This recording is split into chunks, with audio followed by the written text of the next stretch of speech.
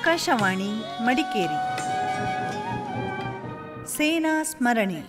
ಸೇನೆಯಲ್ಲಿ ಸೇವೆ ಸಲ್ಲಿಸಿದವರ ಅನುಭವ ಕಥನ.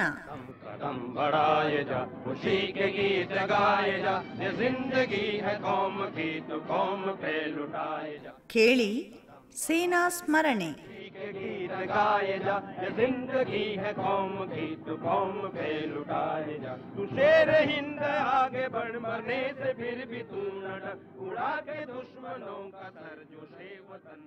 ಕೇಳುಗರಿಗೆಲ್ಲ ನಮಸ್ಕಾರ.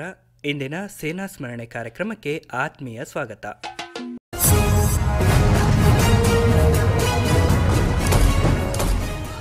ಇಂದಿನ ಕಾರ್ಯಕ್ರಮದಲ್ಲಿ ನಮ್ಮೊಂದಿಗಿದ್ದರೆ ಮೂಲತಃ ಹುದಿಕೇರಿ ಹೋಬಳಿ ಹೈಸೊಡ್ಲೂರು ಗ್ರಾಮದ ಹೊಟ್ಟೆಂಗಡ ಅಚ್ಚಯ್ಯ ಲೋಕೇಶ್ ಅವರು. ಇವರನ್ನ ಕಾರ್ಯಕ್ರಮಕ್ಕೆ ಸ್ವಾಗತವನ್ನು ಕೋರುವ. ನಮಸ್ಕಾರ ಲೋಕೇಶ್ ಅವರೇ.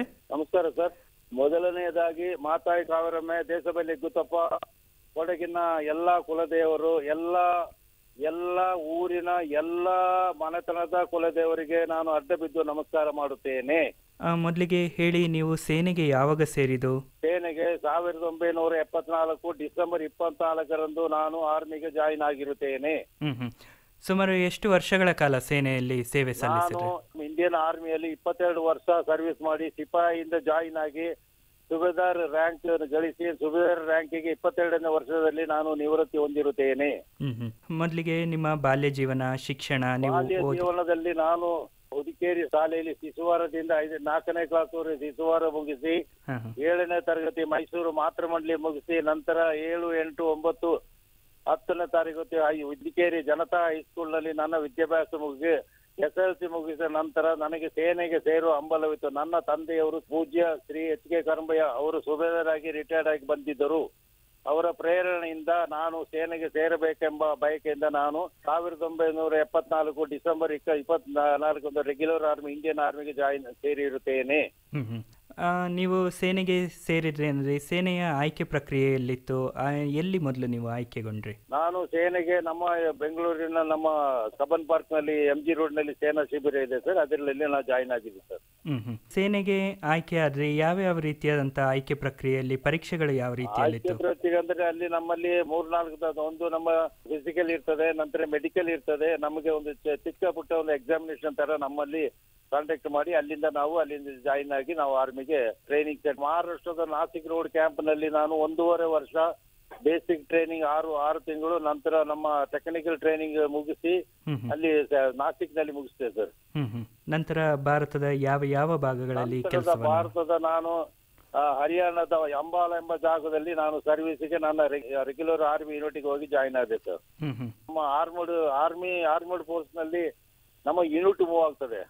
ಈಗ ಸ್ವಲ್ಪ ಕೋರ್ ನಲ್ಲಿ EME, ASC ಇದರಲ್ಲಿ ಎಲ್ಲ 3 years once ಇದಾಗ್ತದೆ.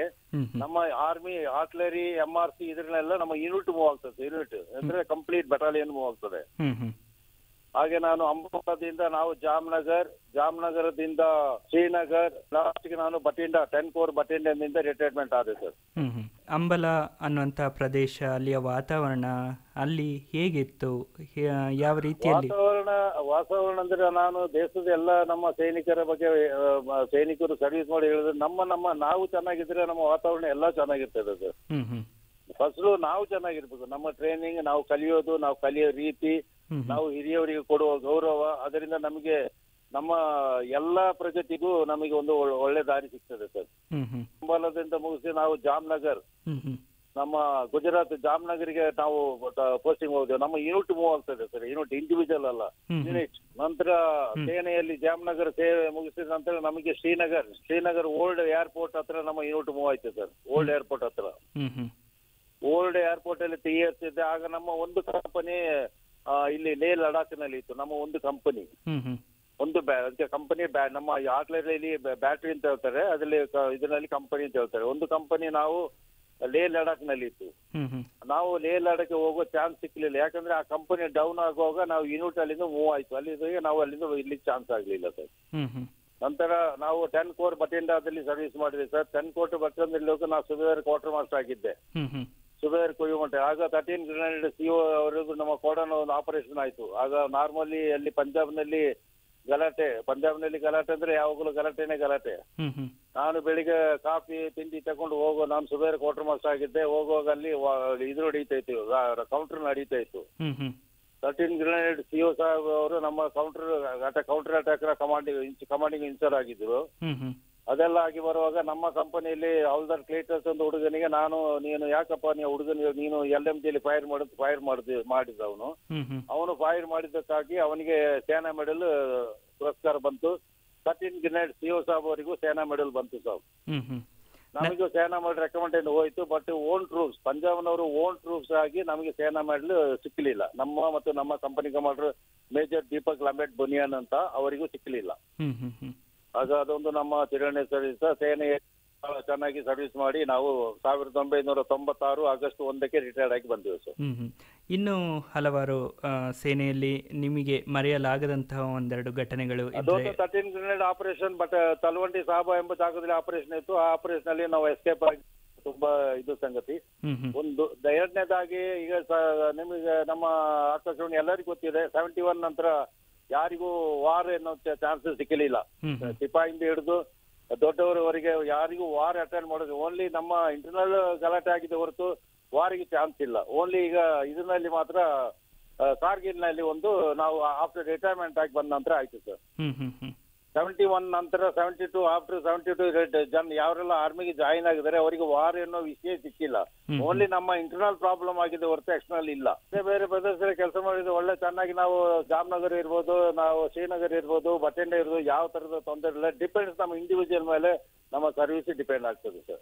ಗುಜರಾತ್ ಅನ್ನುವಂತ ಪ್ರದೇಶದಲ್ಲಿ ನೀವು ಕೆಲಸವನ್ನ ನಿರ್ವಹಿಸಿದ್ರಿ. ಅಲ್ಲಿ ಹೇಗಿತ್ತು ವಾತಾವರಣ, ಅಲ್ಲಿಯ ಆಹಾರ ಪದ್ಧತಿ? ವಾತಾವರಣ ತುಂಬಾ ಒಳ್ಳೆ ವಾತಾವರಣ, ಸಮುದ್ರದ ತೀರ. ಅಲ್ಲಿ ಒಳ್ಳೆ ಈಗ ಹೇಳ್ಬಾರ್ದು, ನಾವೆಲ್ಲ ಮೀನೆಲ್ಲ ಚೆನ್ನಾಗಿ ತಿಂದಿ. ನಾವು ಕೊಡಗಿನವರು, ನಾವು ಕೊಡಗು ಮೀನುಗಿನೆಲ್ಲ ಬಾರಿ ಇಷ್ಟಪಡುವವರು. ಬಹಳ ಚೆನ್ನಾಗಿ ಮೀನುಗಿನೆಲ್ಲ ಬಹಳ ಸಿಗ್ತದೆ ಸರ್ ಗುಜರಾತ್ನಲ್ಲಿ. ಬಟ್ ವೆರಿ ಗುಡ್, ಒಳ್ಳೆ ಜಾಗ, ದೇವಸ್ಥಾನ ಏರಿಯಾ. ಯಾರಿಗೆ ಅಲ್ಲಿ ತೊಂದರೆ ಮಾಡುವಂತ ಉದ್ದೇಶ ಯಾರ್ದು ಇಲ್ಲ ಸರ್. ಬಟೆಂಡರ್ ನಾವು ಸರ್ವಿಸ್ ಬಟೆಂಡದಲ್ಲಿ ಅಷ್ಟೇ ವೆರಿ ಗುಡ್ ಜನಾಂಗ ಒಳ್ಳೆ ಚೆನ್ನಾಗಿದ್ರು.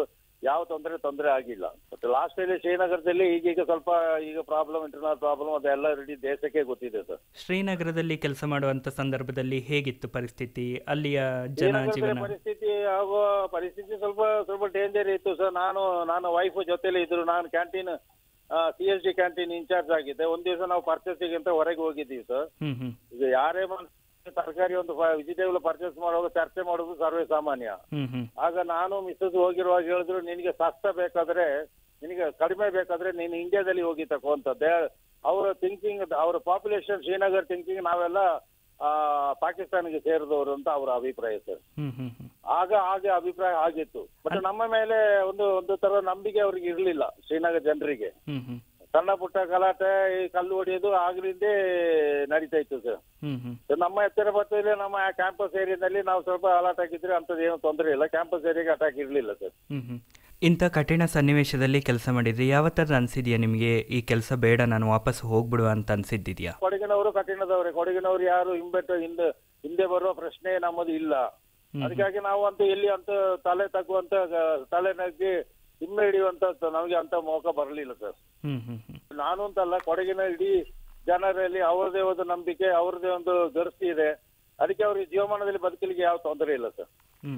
ಬಟ್ ಆರ್ಮಿ ಲೈಫ್ ಅಲ್ಲಿ ಹೇಳೋದಾದ್ರೆ, ಜೀವಮಾನದಲ್ಲಿ ಒಳ್ಳೆ ಡಿಸಿಪ್ಲಿನ್ ಕಲಿಬೇಕಾದ್ರೆ army life is very good life, general life sir. ಇನ್ನು ನೀವು ಸೇನೆಯಲ್ಲಿ ಕಲ್ತಂತಹ ಒಂದು ಕಠಿಣವಾದಂತಹ ಶಿಸ್ತಿನ ಜೀವನವನ್ನ ಈಗಿನ ಜೀವನ ಕ್ರಮದಲ್ಲಿ ಯಾವ ರೀತಿಯಲ್ಲಿ ಅಳವಡಿಸಿಕೊಂಡಿದ್ದೀರಾ? ಜೀವನ ಕಲ್ತಿದ್ದಕ್ಕೋಸ್ಕರ ನಾವು ಈಗ ಜೀವನ ಮಾಡ್ತಾ ಇದ್ದೀವಿ ಸರ್. ಇಲ್ಲದ್ರೆ ಮಾಡ್ಲಿಕ್ಕೆ ಆಗೋದಿಲ್ಲ ಇಲ್ಲಿ. ಇದು ನಾವು ಆರ್ಮಿಲಿ ಕಲ್ತಿದ್ದು ಒಂದು ಟ್ರೈನ್ ಹೋಗುವಾಗ ಟ್ರೈನ್ ಟ್ರ್ಯಾಕ್ ಅಲ್ಲಿ ಹೋಗ್ತದೆ ಸರ್. ಆ ಟ್ರ್ಯಾಕ್ ಡೀರೇಲ್ ಆಗ್ಬಿಡ್ತದೆ. ನಾವು ಅಲ್ಲಿ ಕಲ್ತು ಒಳ್ಳೆ ಟ್ರ್ಯಾಕ್ ಅಲ್ಲಿ ಹೋಗುವ ಪದ್ಧತಿ ಮಾತ್ರ ಅಲ್ಲಿ ಕಲ್ತಿದ್ದು. ಮತ್ತೆ ಅಲ್ಲಿದು ಅಂದ್ರೆ ಜೀವಮಾನದ ಲೆಕ್ಕ ಬೇರೆ. ಇಲ್ಲಿ ನಿಜಾಂಶ ಸತ್ಯಾಂಶದಲ್ಲಿ ಬದುಕಲಿಕ್ಕೆ ಆಗುದಿಲ್ಲ. ಇನ್ನು ನಿಮ್ಮ ತಂದೆ ತಾಯಿಯರ ಬಗ್ಗೆ ಹೇಳಿ. ನಮ್ಮ ತಂದೆ ಸೇನೆಯಲ್ಲಿ 26 ವರ್ಷ ಸರ್ವಿಸ್ ಮಾಡಿ ಸುಬೇರ್ ಆಗಿ ರಿಟೈರ್ಡ್ ಆಗಿ ಬಂದ್ರು ಸರ್. ನನ್ನ ತಮ್ಮನು 15 ವರ್ಷ ಸರ್ವಿಸ್ ಮಾಡಿ ಆರ್ಮಿ ಸರ್ವಿಸ್ ಮಾಡಿ ಅದು ರಿಟೈರ್ಡ್ ಆಗಿ ಬಂದ. ನಾನು 22 ವರ್ಷ ಆರ್ಮಿ. ನಮ್ಮ ಖಾನ್ದಾನ ಎಲ್ಲ ಮಿಲಿಟರಿ ಸರ್ವಿಸ್ ಸರ್. ನೀವು ಸೇನೆಗೆ ಸೇರುವಂತಹ ನಿಟ್ಟಿನಲ್ಲಿ ನಿಮ್ಮ ತಂದೆ ತಾಯಿಯರ ಸಹಕಾರ ಹೇಗಿತ್ತು? ನಮ್ಮ ತಂದೆಯವರು ಹೇಳಿದ್ರೆ, ನೀನು ಡಿಗ್ರಿ ಮಾಡಿ ಕಮಿಷನ್ ಮಾಡು ಅಂತ. ಬಟ್ ನನಗೆ ಆ ಯೋಗ ಇರಲಿಲ್ಲ. ನಾನು ಆಮೇಲೆ ಕ್ಯಾಪ್ಟನ್ ಆಗ್ಬೇಕಂತ ಒಂದು ಆಸೆ ಇತ್ತು. ಆದ್ರೆ ಕಾಲಕ್ರಮೇಣ ಕೊಡಗಿನಲ್ಲಿ ಇರುವಂತ ವಾತಾವರಣ ನಮಗೆ ಹಾಗೆ ಇರ್ಲಿಕ್ಕೆ ಆಗ್ಲಿಲ್ಲ. ನಾನು 22 ವರ್ಷದಲ್ಲಿ ನಮ್ಮ ಜೀವನವನ್ನು ನೋಡ್ಬೇಕಲ್ಲ ಸರ್. ಅದಕ್ಕಾಗಿ 22 ವರ್ಷದಲ್ಲಿ ಸೇನೆಯಿಂದ ನಿವೃತ್ತಿ ಆಗಿ ಬಂದು ಈಗ ಪೆನ್ಷನ್ ರಿಟೈರ್ಡ್ ಆಗಿ ಬಂದು 28 ವರ್ಷ ಆಯ್ತು ಸರ್. ನೀವು ಸಾಮಾನ್ಯ ಸೈನಿಕನಾಗಿ ಸೇರಿ ಯಾವ ಹುದ್ದೆಯಿಂದ ವಾಪಸ್ ಬಂದ್ರಿ? ನಾನು ಸಿಪಾಯಿಯಿಂದ ಸೇರಿ ಸಿಪಾಯಿಯಿಂದ ನಾಯಕ ಆದೆ, ನಾಯಕದಿಂದ ಹೌಲ್ದಾರ್ ಆದೆ, ಹೌಲ್ದಾರಿಂದ ನಾಯ್ಕ್ದಾರ್ ಆದೆ, ನಾಯ್ಕ್ದಾರ್ ಸುಬೇರ್ 2 ಸ್ಟಾರ್ ಹೋಲ್ಡ್ ಮಾಡಿ as A junior commission officer ನಾನು ರಿಟೈರ್ಮೆಂಟ್ ಆದೆ ಸರ್. ಈಗ ನಾವು ಕ್ಲಾಸ್ 2 ನಮ್ಮದು ಈಗ class 2 junior commission as A class 2 ಖಚಿತದಲ್ಲಿ ಬರ್ತದೆ ಸರ್. ದೇವರು ನಮ್ಮ ಸರ್ವಿಸ್ ಮಾಡೋದಕ್ಕೆ ಸರ್ವಿಸಿನ ಒಂದು ಪೆನ್ಷನ್ ಎಲ್ಲ ಬೆನಿಫಿಟ್ ಎಲ್ಲ ಇದೆ. ಸೇನೆ ನಮ್ಮನ್ನು ನಾವು ಸೇನೆಯಲ್ಲಿ ಸರ್ವಿಸ್ ನೋಡಿ ಸೇನೆ ನಮ್ಮನ್ನು ಚೆನ್ನಾಗಿ ನೋಡ್ತಾ ಇದೆ ಸರ್. ಸೇನೆಯಲ್ಲಿ ನಿಮಗಿಂತ ಕಿರಿಯವರಿಗೆ ತರಬೇತಿ ನೀಡಿದ್ದು ಅದರ ಬಗ್ಗೆ ವಿಚಾರಗಳಿದ್ರೆ ತಿಳಿಸ್ಕೊಡಿ. ಸೇನೆಯಲ್ಲಿ ತರಬೇತಿ ಸರ್ ಎಲ್ಲದಕ್ಕೊಂದು ಮೊದಲು ನಾವು ತರಬೇತಿ ಹೊಂದಿರಬೇಕು. ನಾವು ತರಬೇತಿ ಹೊಂದಿದ್ರೇನೆ ಅವರಿಗೆ ತರಬೇತಿ ಕೊಡ್ಲಿಕ್ಕೆ ಸಾಧ್ಯ. ನಾನು ಒಂದು 2 ವರ್ಷ LCC ನಲ್ಲಿ ಆಸ್ ಎ ಇನ್ಸ್ಪೆಕ್ಟರ್ ಆಗಿ ಕ್ವಾರ್ಟರ್ ಮಾಸ್ಟರ್ ಆಗಿ ಬಂದೆ.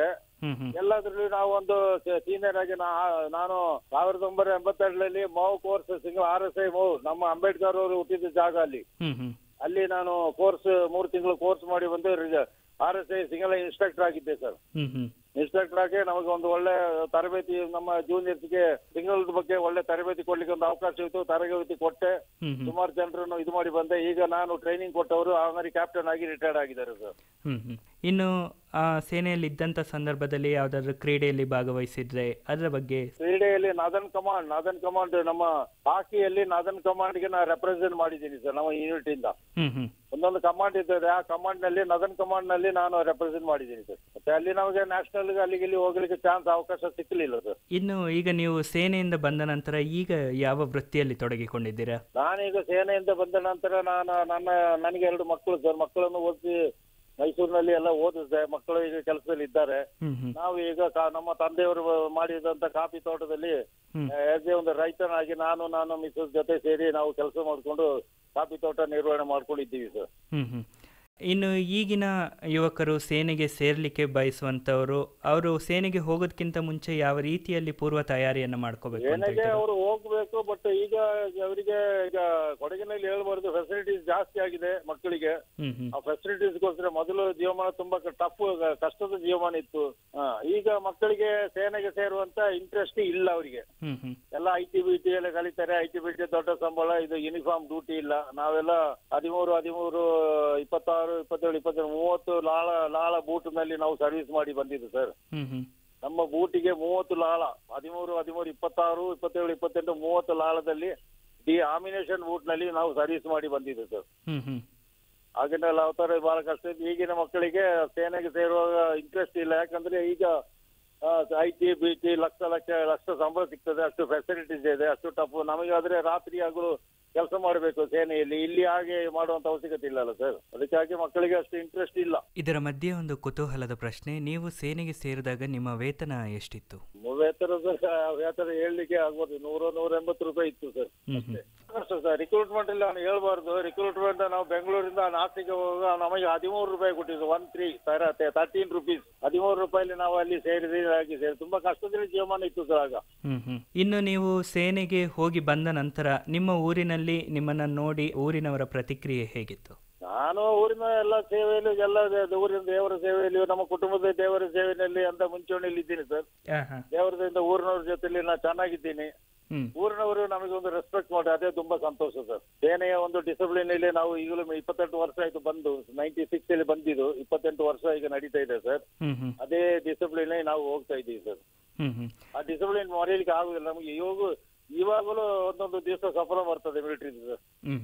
ಇನ್ನು ಈಗಿನ ಜನರಿಗೆ ಏನು ಕಿವಿ ಮಾತನ್ನ ಹೇಳಲಿಕ್ಕೆ ಇಷ್ಟಪಡ್ತೀರಾ? ಸೇನೆ ಕಿವಿ ಮಾತನ್ನು ದೇಶ ಸೇವೆ ಮಾಡುವುದು, ದೇಶ ಸೇವೆ, ಈ ಸೇವೆ, ಯಾವ್ದಾದ್ರು ಸೇವೆ ಮಾಡಬೇಕು. ದೇಶ ಸೇವೆ, ಅದು ದೇಶ ಸೇವೆ. ಭಾರತ ಮಣ್ಣಿನ ದೇಶ ಸೇವೆ ಮಾಡುವುದು ತುಂಬಾ ಪ್ರಮುಖ ವಿಷಯ ಸರ್. ಇಲ್ಲಿ ನಾವು ಒಳ್ಳೆ ಮೆಣಸು ಕಾಫಿ ಬೆಳ್ಕೊಂಡಿದ್ರೆ ಆಗೋದಿಲ್ಲ. ನಮ್ಮ ದೇಶವನ್ನ ಕಾಪಾಡ್ಲಿಕ್ಕೆ ನಾವು ಚಿಕ್ಕ ಮಕ್ಕಳು ಯಂಗ್ಸ್ಟರ್ಸ್ ಮುಂದಾಗಿದ್ರೆ ತುಂಬಾ ಒಳ್ಳೇದು ಅಂತ ನನ್ನ ಅಭಿಪ್ರಾಯ. ಯಾವ್ದಾದ್ರು ಕೆಲವು ಘಟನೆಗಳು ನಡೆದಿದ್ದು ಯೋಚನೆ ಇದ್ರೆ ನಿಮಗೆ ಸೇನಾ ಜೀವನದಲ್ಲಿ ಅದು ನೆನಪಿಸ್ಕೊಳ್ಳಿ. ಅದೊಂದು ತಲವಂಡಿ ಸಾಬ್ ಆಪರೇಷನ್ ಅಲ್ಲಿ ಒಂದು ಇದಾಯ್ತು. ನಾವೆಲ್ಲ ಅವತ್ತು ತುಂಬಾ ಬಚಾವಾಗಿ ಬಂದಿವಿ. ಅದೊಂದು ತುಂಬಾ ಸಿವಿಯರ್ ಮ್ಯಾಟರ್. ಅದು ನಮ್ಮ ಓನ್ ಟ್ರೂಪ್ಸ್, ಪಂಜಾಬ್ ಅವರಲ್ಲ ಸರ್. ಇಂಟರ್ ನಮ್ಮ ಓನ್ ಟ್ರೂಪ್ಸ್ ಅಲ್ವಾ, ಪಂಜಾಬ್ ಅವರು ನಮ್ಮವರೇ. ಆಗ ಪಂಜಾಬ್ ಇದು ಇತ್ತಲ್ಲ, ಗಲಾಟೆ ನಡೀತೈತಲ್ಲ ಸರ್. ಅಲ್ಲಿ ಸುಮಾರು ಜನ ನಮ್ಮ ಯೋಧರು ಖಾಲಿ ಆದರು, ಯೋಧರಿಗೆ ಹಾಗೆ ಪ್ರಶಸ್ತಿ ಸಿಕ್ತು. ಬಟ್ ಎಲ್ಲರಿಗೂ ಪ್ರಶಸ್ತಿ ಸಿಕ್ಕಿಲ್ಲ, ಸಿಕ್ಕೋದಿಲ್ಲ. ಯಾಕಂದ್ರೆ ಓನ್ ಟ್ರೂಪರ್ಸ್ ಫೈಟ್ ಮಾಡಿ ಅದು ಆಗುದಿಲ್ಲ ಅಲ್ಲ ಸರ್. ಇನ್ನು ಸೇನೆಯಿಂದ ಬಂದ ನಂತರ ನಿಮಗೆ ಯಾವ ಯಾವ ರೀತಿಯಾದಂತಹ ಸವಲತ್ತುಗಳು ಸಿಗ್ತಾ ಇದೆ? ಈಗ ಸೇನೆಯಿಂದ ಬಂದೆ ಅಂತ ನಮಗೆ ಮಿಲಿಟರಿಯಿಂದ ಅದ್ರ ಪೆನ್ಷನ್ ನಮಗೆ ನಮ್ಮ rank as per rank structure ನಲ್ಲಿ ಪೆನ್ಷನ್ ಬರ್ತಾ ಇದೆ ಸರ್. ನಮಗೆ ECH ಫೆಸಿಲಿಟೀಸ್ ಇದೆ, ಕ್ಯಾಂಟೀನ್ ಫೆಸಿಲಿಟೀಸ್ ಇದೆ. ದೇವರ ದಯದಿಂದ ಸೇನೆಯಲ್ಲಿ ಸೇರಿದಕ್ಕಾಗಿ ಆ ದೇವರು ನಮಗೆ ಒಂದು ದಾರಿ ತೋರಿಸಿದಾನೆ ಅಂತ ನನ್ನ ಅಭಿಪ್ರಾಯ ಸರ್. ಈಗ ಈಗಿನ ಯುವಕರು ಸೇನೆಗೆ ಸೇರುವವರು ಅವರು ಈಗ ಹೋಗ್ತೀವಿ ಅಲ್ಲಿ ಮುಂದೆ ಓದಬೇಕು ಅಂತ ಹೇಳಿದ್ರೆ ಯಾವ ರೀತಿಯಾದಂಥ ಅವಕಾಶಗಳಿದೆ? ಅಲ್ಲಿ ಎಲ್ಲ ತರದ ಫೆಸಿಲಿಟೀಸ್ ಇದೆ ಸರ್. ಮತ್ತೆ ಮಕ್ಕಳು ಇಲ್ಲಿಂದ ಹೋಗುವವರು ಹಿಂದೆ ಸರಿದಾರೆ ಅಷ್ಟೇ. ಆರ್ಮಿಯಲ್ಲಿ ಎಲ್ಲ ರೀತಿಯ ಫೆಸಿಲಿಟೀಸ್ ಡಿಪೆಂಡ್ ಅಪಾನ್ ಇಂಡಿವಿಜುವಲ್. ಅವನ ಇಂಡಿವಿಜುವಲ್ ಮೇಲೆ ಡಿಪೆಂಡ್ ಆಗ್ತದೆ ಸರ್. ಒಂದು ಇಂಡಿವಿಜುವಲ್ ಕಷ್ಟಪಟ್ಟರೆ ಅವನು ಇದು ಮಾಡಬಹುದು, ಅದು ನೋಡ್ಬೇಕು ಅವನ ಸರ್ವಿಸ್ ನಲ್ಲಿ ಹೇಗೆ ಇರಬೇಕು. ಮೇನ್ ಡಿಸಿಪ್ಲಿನ್ ಮೇಂಟೈನ್ ಮಾಡಬೇಕು. ನಮ್ಮ ಹಿರಿಯವರಾದ ನಮ್ಮ ಕಾರ್ಯಪದ್ಧತಿ ಅವ್ರು ಹೇಳಿದರೆ ಮೇನ್ ಡಿಸಿಪ್ಲಿನ್ ಇಲ್ಲದ್ರೆ ಯಾವ ಜಾಗದಲ್ಲಿ ಇಲ್ಲಿ ನೋಡಿದ್ವಿ ನಡ್ಕೊಳ್ತೇವೆ. ಆ ರೀತಿಯಲ್ಲಿ first of all discipline, first of all ಅವನ ಮಾತು, ಆಡುವಂತ ಮಾತು. ನಾವು ಆರ್ಮಿಯಲ್ಲಿ ಡಿಸ್ಟರ್ಬೆನ್ಸ್ ಮಾಡ್ರಿ ಇಲ್ಲ ಹೋಗೋದಿಲ್ಲ ಅಂತ ಮಾತೇ ಇಲ್ಲ. ಅವ್ರು ಏನ್ ಆರ್ಡರ್ ಕೊಡ್ತಾ ಅಲ್ಲಿ ಹೋಗ್ತಾ ಇರ್ಬೇಕು. ರಾತ್ರಿಯೋ ಹಗಲೋ ನಿದ್ರೇನೋ ಏನಿಲ್ಲ, ನಮಗೆ ಹೋಗ್ತಾ ಇರ್ಬೇಕಷ್ಟೇ. ನಮಗೆ ಡಿಸ್ಟರ್ಬೆನ್ಸ್ ಆರ್ಡರ್ ಕಥೆ ಇಲ್ಲ, ಒಬೇದ ಆರ್ಡರ್ ಅಷ್ಟೇ. ಅದು ನಾವು ಅನುಸರಿಸ್ತಾ ಬಂದಿದ್ದೀವಿ. ಅದಕ್ಕಾಗಿ ಸರ್ವಿಸ್ ಮಾಡಿದ್ದೀವಿ. ಸರ್ವಿಸ್ ನಲ್ಲಿ 22 ವರ್ಷ ಸರ್ವಿಸ್ ಮಾಡಿ ಸುಬೇರಾಗಿ ಬಂದಿದ್ದೀವಿ. ದೇವರ ದಯದಿಂದ ಇದು ಎಲ್ಲಾ ತರದ್ರ ಆರ್ಮಿ ನಮಗೆ ಫೆಸಿಲಿಟೀಸ್ ಕೊಟ್ಟಿದೆ. ತುಂಬಾ ಸಂತೋಷ. ನಾವು ಜೀವಮಾನ ಆಗಿ ನಡೀತಾ ಹೋಗ್ತಾ ಇದ್ದೀವಿ ಸರ್. ಇನ್ನು ನೀವು ಸೇನೆಗೆ ಹೋದಂತ ಸಂದರ್ಭದಲ್ಲಿ ಇಲ್ಲಿಯ ಆಹಾರ ಪದ್ಧತಿಗೂ ಅಲ್ಲಿಗೂ ತುಂಬಾ ವ್ಯತ್ಯಾಸ ಇರುತ್ತೆ. ಅದಕ್ಕೆ ಹೊಂದಿಕೊಳ್ಳುವಂಥದ್ದು ಯಾವ ರೀತಿಯಲ್ಲಿ ಕಷ್ಟ ಆಯ್ತು? ಹೊಂದಿಕೊಳ್ಳು ಹೋಗ್ಬೇಕಲ್ಲ ಸರ್. ಯಾವ ರೀತಿ ಜಾಗ ನೋಡಿ ಲಾಗ ಹಾಕುವಂತ ಒಂದು ಮಾತಿದೆ ಅಲ್ಲ. ಯಾವ ರೀತಿ ನಾವು ಬದುಕಬೇಕು ಅಂದ್ರೆ ನಾವು ಕಲಿಬೇಕಲ್ಲ ಸರ್. ಅಲ್ಲಿ ನಾವು ಆಗೋದಿಲ್ಲ ಅಂದ್ರೆ ಆಗೋದಿಲ್ಲ. ಅಲ್ಲಿ ಫುಡ್ ನಮಗೆ ಅಡ್ಜಸ್ಟ್ ಆಗಿ ಹೋಗ್ಬೇಕು. ಇಲ್ಲಿ ತರನೇ ಫುಡ್ ಬೇಕು ಅಂದ್ರೆ ಆಗೋದಿಲ್ಲ. ತಾಯಿ ಊಟ ಬೇಕು, ಮನೆ ಊಟ ಬೇಕು ಅಂದ್ರೆ ಆಗೋದಿಲ್ಲ ಸರ್. ಸಮಸ್ಯೆ ತುಂಬಾ ಇರ್ತದೆ ಸರ್. ನಾವು 22 ಸರ್ವಿಸ್ ನಮಗೆ ಯಾವ ಬಿಸಿ ಇರುತ್ತೆ ಸರ್. ತಣ್ಣೀರಿನಲ್ಲಿ ಬೆಳಿಗ್ಗೆ ಸಾಯಂಕಾಲ ತಣ್ಣೀರಿನಲ್ಲಿ ಸ್ನಾನ. ಇವನ್ ಶ್ರೀನಗರಲ್ಲಿ ಸ್ವತಃ ನಾವು ತಣ್ಣೀರು ಸಮ. ನಮಗೆ ಯಾವ ಬಿಸಿ ನೀರು ಅಂತ ಹೇಳಿ ಈಗ ನಮಗೆ ಬಿಸಿ ನೀರಿದೆ ಸ್ನಾನ ಇಲ್ಲ ಸರ್. ಆಗ ಯಾವ ಬಿಸಿ ನೀರೇ ಏನಿಲ್ಲ. 22 ವರ್ಷ ನಾವು ತಣ್ಣೀರಿನಲ್ಲಿ ಬೆಳಿಗ್ಗೆ ಎದ್ದು ಬೆಳಿಗ್ಗೆ ಸಾಯಂಕಾಲ ಸ್ನಾನ ಮಾಡಿ ನಾವು ಸರ್ವಿಸ್ ಮಾಡಿ ಬಂದಿದ್ದೀವಿ ಸರ್. ಆ ಸರ್ವಿಸ್ ಆ ಡಿಸಿಪ್ಲಿನ್ ನಮ್ಮ ಮರೆಯಲಿಕ್ಕೆ ಆಗುದಿಲ್ಲ ಸರ್. ಲ್ಯಾಂಗ್ವೇಜ್ ಕಂಪ್ಲೀಟ್ ಹಿಂದಿಯಲ್ಲಿ ಸರ್. ಹಿಂದಿ ಬೇಡ ಕಮಾಂಡ್ ಗಾಡಿ ಅಲ್ಲಿ ಅವರದ್ದು ಈಚ್ ಅಂಡ್ ಎವ್ರಿಥಿಂಗ್ ಅದು ಹಿಂದಿಯಲ್ಲಿ ಇತ್ತು ಸರ್. ಅದು ನಾವು ಅಡ್ಜಸ್ಟ್ ಸ್ವಲ್ಪ ದಿವಸ ಎಲ್ಲ ಅಡ್ಜಸ್ಟ್ ಆಗ್ತದೆ ಸರ್. ಸ್ವಲ್ಪ ದಿವಸದಲ್ಲಿ ಭಾಷೆ ಆಗುತ್ತೆ. ನಾವು ಸ್ವಲ್ಪ ಇಲ್ಲಿ ಓದಿ ಹೋಗಿದ್ದೇವೆ. ನಮಗೆ ಅದು ಅಷ್ಟು ದೊಡ್ಡ ಹಿಂದಿದು ಏನು ಲ್ಯಾಂಗ್ವೇಜ್ ಪ್ರಾಬ್ಲಮ್ ಆಗ್ಲಿಲ್ಲ ಸರ್. ಈಗ ಕೊಡಗಿನವರು ಆಲ್ಮೋಸ್ಟ್ ಅವರಿಗೆ ಎಲ್ಲರಿಗೂ ಕೇರಳ, ಮಲಯಾಳ, ತಮಿಳು ಎಲ್ಲ ಭಾಷೆ ಕೊಡಗಿನವರಿಗೆ ಗೊತ್ತಿದೆ. ಅದಕ್ಕೆ ಲ್ಯಾಂಗ್ವೇಜ್ ನಮಗೆ ಪ್ರಾಬ್ಲಮ್ ಆಗ್ಲಿಲ್ಲ. ಮತ್ತೆ ಆರ್ಡರ್ಸ್ ಅಂದ್ರೆ ಇದು ಹಿಂದಿಯಲ್ಲಿ ಬೇಡ ಕಮಾಂಡ್ ಅದು ಇದೆಲ್ಲ ಹಿಂದಿಯಲ್ಲಿ ಇತ್ತು. ಸ್ವಲ್ಪ ದಿವಸ ಆದ್ರೆ ಆಟೋಮೆಟಿಕ್ ಅದು ಸೆಟ್ಲ್ ಆಗ್ತದೆ ಸರ್. ಇನ್ನು ನೀವು ಸೇನೆಗೆ ಸೇರಿರ್ಲಿಲ್ಲ ಅಂದಿದ್ರೆ ನೀವು ಯಾವ ಕೆಲಸದಲ್ಲಿ ಇರ್ತಿದ್ರಿ? ನೀವು ಸರ್ ಹೇಳಿದಕ್ಕೆ ಒಂದು ಇಂಟರ್ವ್ಯೂ. ನನ್ನ ತಂದೆಯವರ ಮಿಲಿಟರಿ ನನಗೆ ಆರ್ಮಿಲಿ ಆಫೀಸರ್ ಆಗಿ 3 ಸ್ಟಾರ್ ಮಡಿಗೆ ಪಿ ಕ್ಯಾಪ್ ಹಾಕ್ಬೇಕು ಅಂತ ನೀವು ಆಸೆ ಇತ್ತು. ಬಟ್ ಆಸೆ ನನಗೆ ಆಗ್ಲಿಲ್ಲ. ನಾನು 2 ಸ್ಟಾರ್ ಅಲ್ಲಿ ಬಂದೆ. ಬಟ್ ಅದಾದ್ರೆ ರೈತನಾಗಿರ್ಬೇಕಾಗಿತ್ತು ಅಷ್ಟೇ. ಈ ಸೇನೆಯಿಂದ ಬಂದ ನಂತರ ನಿಮ್ಮ ಈಗಿನ ಜೀವನ ಎಷ್ಟು ಸಾರ್ಥಕತೆ ಇದೆ ಸೇನೆಗೆ ಸೇರಿದ್ದು ಅಂತ ಅನಿಸ್ತಿದೆ? ಸೇನೆಗೆ ಸೇರಿದಕ್ಕೋಸ್ಕರ ನಮಗೆ ಎಲ್ಲ ಈಚ್ ಅಂಡ್ ಎವ್ರಿಥಿಂಗ್ ಎಲ್ಲದಕ್ಕೂ ಒಳ್ಳೆ ರೀತಿ ಆಗಿದೆ ಸರ್. ತೋಟದಲ್ಲಿ ಅಲ್ಪ ಸ್ವಲ್ಪ ಇದು ಬರ್ತದೆ. ಸೇನೆಯಿಂದ ಬರುವಂತ ಪೆನ್ಷನ್ ಅದು ಇದರಿಂದ ನಾವು ಚೆನ್ನಾಗಿ ಜೀವಮಾನ, ಹೆಂಡತಿ ಮಕ್ಕಳು ಜೀವಮಾನ, ಮಕ್ಕಳನ್ನೆಲ್ಲ ಚೆನ್ನಾಗಿ ಓದಿಸ್ತೇವೆ ಸರ್. ಈಗ ಲೈಫ್ ನಮ್ಮ ನಾರ್ಮಲ್ ಒಂದು ಮೀಡಿಯಂ ಪೀಪಲ್ ಹೇಗೆ ಲೈಫ್ ಹಾಗೆ ಲೈಫ್ ಲೀಡ್ ಮಾಡ್ತಾ ಹೋಗ್ತಾ ಇದ್ದೀವಿ ಸರ್. ಧನ್ಯವಾದಗಳು ಲೋಕೇಶ್ ಅವರೇ. ಇಷ್ಟೊತ್ತು ನಾನು ಅಷ್ಟೇ ಆಕಾಶವಾಣಿ ಎಲ್ಲರಿಗೂ, ಆಕಾಶವಾಣಿ ಹಿರಿಯರಿಂದ ಕಿರಿಯರು ಎಲ್ಲರಿಗೂ ನಮಸ್ಕಾರ. ಕೊಡಗಿನ ಎಲ್ಲ ಜನತೆಗೂ ಮಾತಾಡಿ ಕಾವೇರಮ್ಮ ದೇಶದಲ್ಲಿ ಗುತ್ತಪ್ಪ ಜನ ಕಾರ್ಯಪದ್ಧ ಜನ ತಿಮ್ಮಯ್ಯ ನಮ್ಮ ಮೇಜರ್ ನಮ್ಮ ಕಾರ್ಯಪ ಸಾಹೇಬರು, ಕೊಡಗಿನ ಮಾಜಿ ಸೈನಿಕ ಅಧ್ಯಕ್ಷರು ಎಲ್ಲರಿಗೂ ನಮ್ಮ ಇಡೀ ಕೊಡಗಿನ ಜನರ ಗುರುಕಾಲರಿಗೂ ನಾನು ಅಡ್ಡ ಬಿದ್ದು ನಮಸ್ಕಾರ ಹೇಳ್ತಾ ಆಕಾಶವಾಣಿಗೆ ನಮಸ್ಕಾರ ಹೇಳ್ತಾ ಇದ್ದೇನೆ ಸರ್. ಇದುವರೆಗೆ ಸೇನಾ ಸ್ಮರಣೆ, ಸೇನೆಯಲ್ಲಿ ಸೇವೆ ಸಲ್ಲಿಸಿದವರ ಅನುಭವ ಕಥನ ಕೇಳಿದಿರಿ. जिंदगी है कौम की तो कौम पे लुटाए जा, कदम कदम बढ़ाए जा. ಕಾರ್ಯಕ್ರಮ ಪ್ರಸ್ತುತಿ ಉಮೇಶ್ ಡಿಎಂ. जिंदगी है कौम की तो कौम पे लुटाए जा. तू शेर हिंद आगे बढ़, मरने से फिर भी तू न डर, उड़ा के दुश्मनों का सर जो शे वतन बढ़ाए जा. तू शेर हिंद आगे बढ़, मरने से फिर. ಈ ಕಾರ್ಯಕ್ರಮ ಆಕಾಶವಾಣಿ ಮಡಿಕೇರಿ ಕೇಂದ್ರದಿಂದ ಮೂಡಿಬಂತು.